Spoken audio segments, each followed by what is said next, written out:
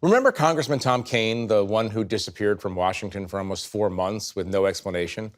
It turned out that he was suffering from depression. Everyone should be glad that he sought treatment, but his disappearance, without telling his constituents anything, only in Washington. And then there's Mitch McConnell, Schrodinger's senator, who hasn't leveled with his constituents or possibly anyone else about the true state of his health. And the McConnell story reminds me of another politician, Joe Biden, who made believe he had another 4 years of public life in him, even after it became stunningly clear that he didn't. I raise these incidents because they illustrate a sad fact of political life today. Only a small number of politicians seem capable of leveling with their fellow Americans. The best example, of course, is the most powerful politician of them all, Donald Trump, who can't find it in himself to be transparent with the American people about the state of the war with Iran or about much else. Maybe my mind is playing tricks on me, but I do believe that we used to hold public servants to a higher standard. Here to tell me I'm right about that, or wrong, are my guests tonight. Peter Baker, the chief White House correspondent at the New York Times. Susan Glasser is a staff writer for The New Yorker. Stephen Hayes is the editor and CEO of The Dispatch. And Nancy Youssef is a staff writer and Pentagon correspondent at The Atlantic. Thank you for joining me. Peter, how right am I? You're right. You're how so right, Jeff. Very right or the most right? The most right. Okay, good. Yeah. I just wanted to check. Let me start with Peter. It's very hard to understand the Iran war at the moment. Both governments seem to think that the other government is escalating. And Trump himself said this week, according to Fox News, that the U.S. would beat the effing shit out of them.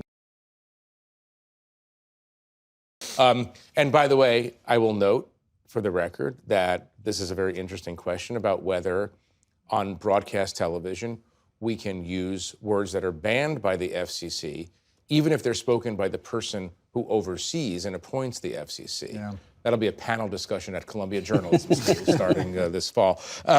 But he has threatened once again to beat the living daylights out of Iran. But at a certain point, these threats seem hollow.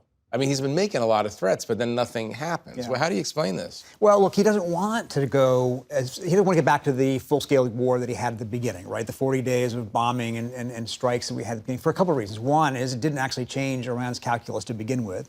Secondly, of course, it simply threw the world economy into, upheaval.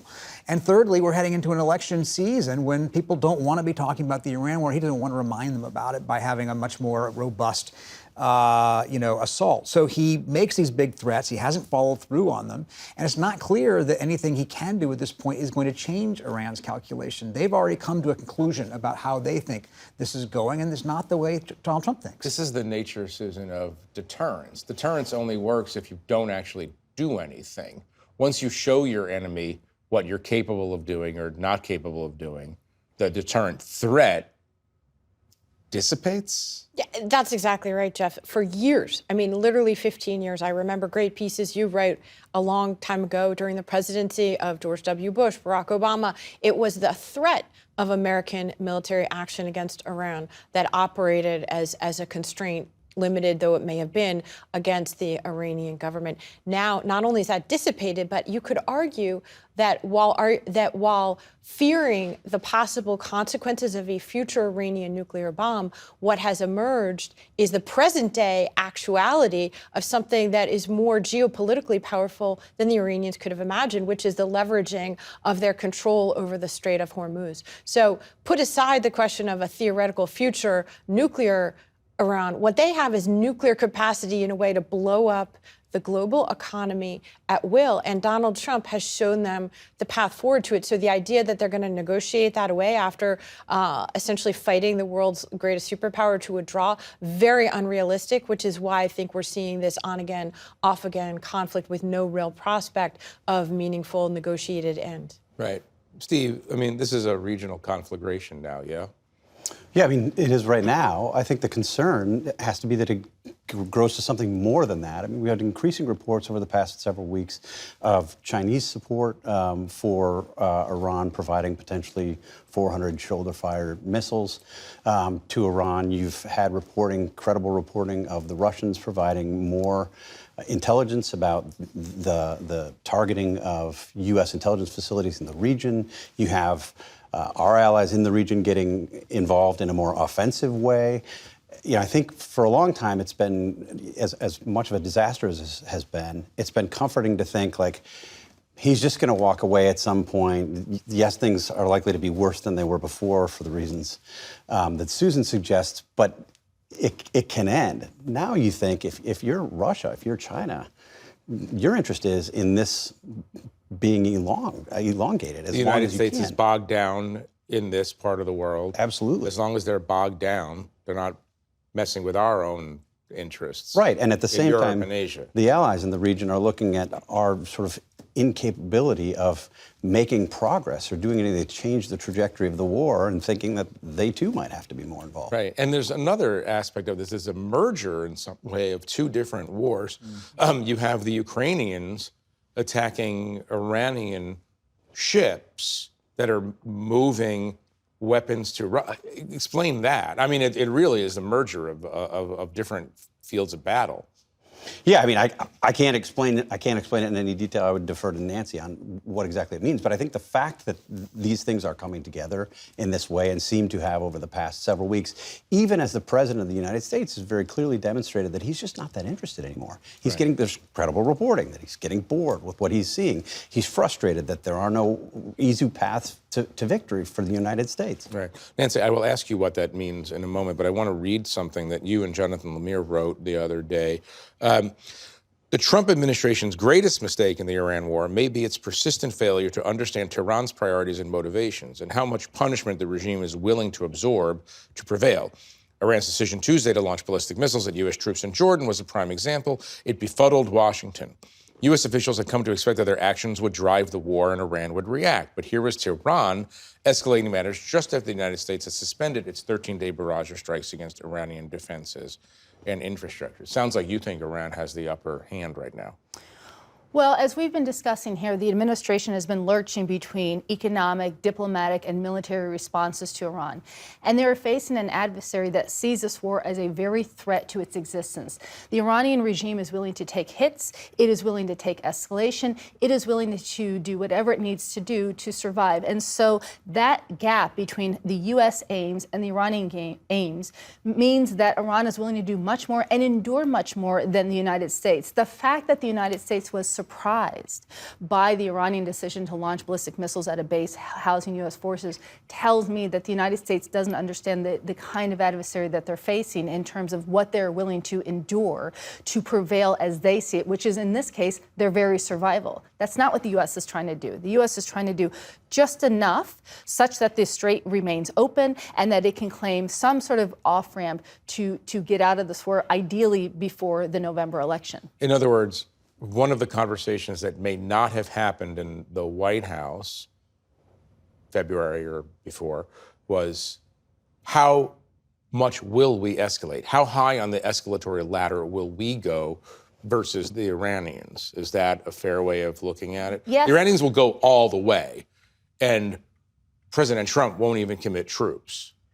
Well, and you're dealing with an enemy that is now adapting to U.S. tactics. That's why I think we saw the strikes that we saw. You have a regime that operates differently than the one before it. It is willing to take more risks than it was under the previous Ayatollah. And we have a government in the United States that doesn't even want to admit that we're back at war. Right. You know, the Secretary of Defense and the Chairman of the Joint Chiefs of Staff went on Capitol Hill asking for billions of dollars for more money to fund the war. In their opening statement, they didn't even use the word Iran. Hegseth described this as an operation. The president has addressed the country in a national address during this period. This was not about the war. This was about election security and only made a passing reference to the war. And the fact that we're categorizing the troop deaths since the resumption of these strikes as something other than in support of Operation of Epic Fury is all part of this effort to not acknowledge that the United States is back at a military campaign minimally against Iran. I would add to that, the president has said from the earliest days of the conflict that the United States has already won. He has said it repeatedly, again and again and again. And then if you remember when he signed the Memorandum of Understanding to the applause of European leaders in Versailles, he said at the end, in a I love quote that part, mostly in Versailles. missed, right, in It has such Versailles. historical echo that's very rich. I'm resisting the temptation to go further on that. I just at the very resist, end, yeah. At the very end, he says, oil down, stocks up. He's announcing to the Iranians and to the world, he's done. He doesn't want this anymore, in addition to all the things that Nancy said. So Peter, this goes to this point that I was making about trust in leadership.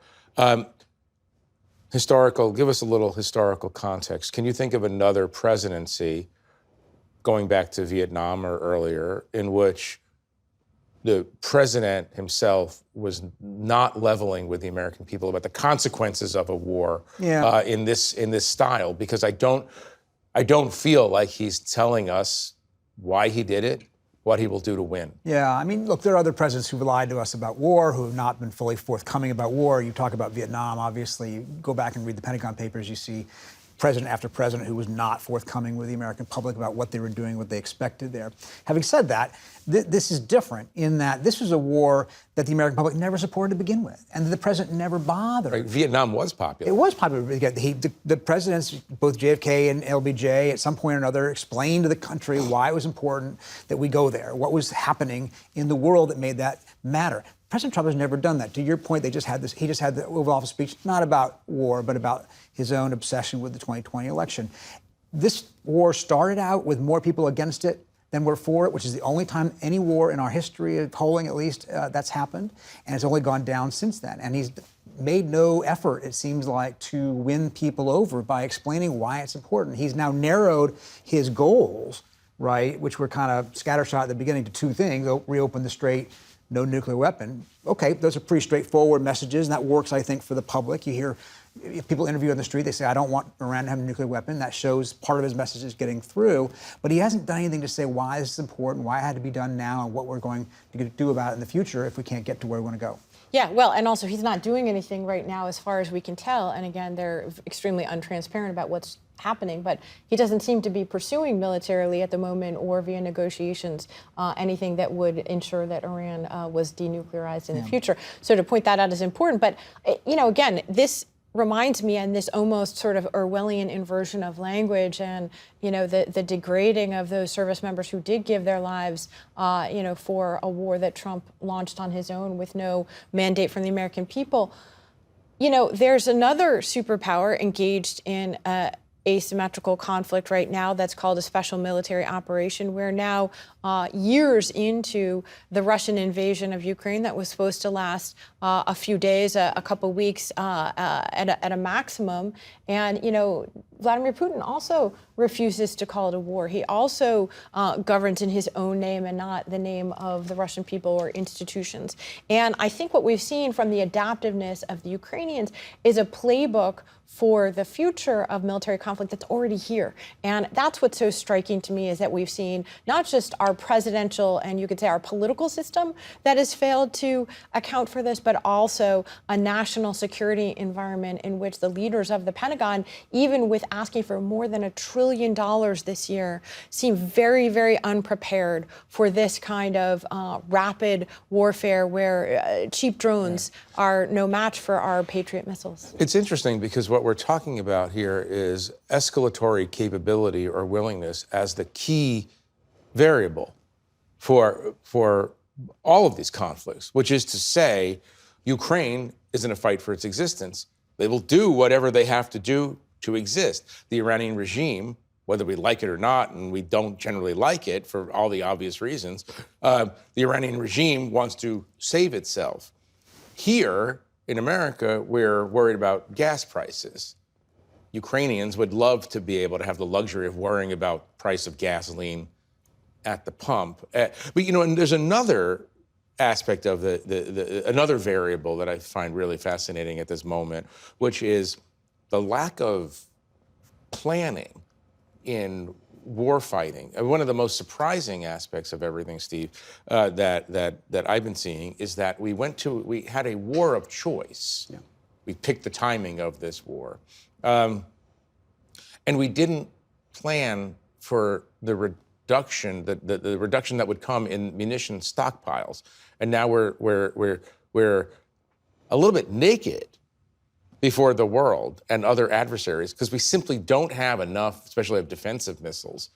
We don't have enough to protect America and its allies from other adversaries. Yeah, I mean, on the path to being alarmingly naked if this were to continue for a long period of time. Look, I mean, this is part of the problem when you have a president of the United States who makes these decisions not out of strategic considerations, but out of emotional impulse, right? I mean, I think he wanted to be strong. He wanted to do in Iran what he had done in Venezuela. He liked the adulation that he got after the June 2025 strikes when he hit the nuclear facilities in Iran, and that's the reason he makes these decisions. I think there are people who did planning in advance of this, very serious people, patriots, who did this planning. Unfortunately, it was just disregarded by the person who matters most, and that's the commander-in-chief. Right.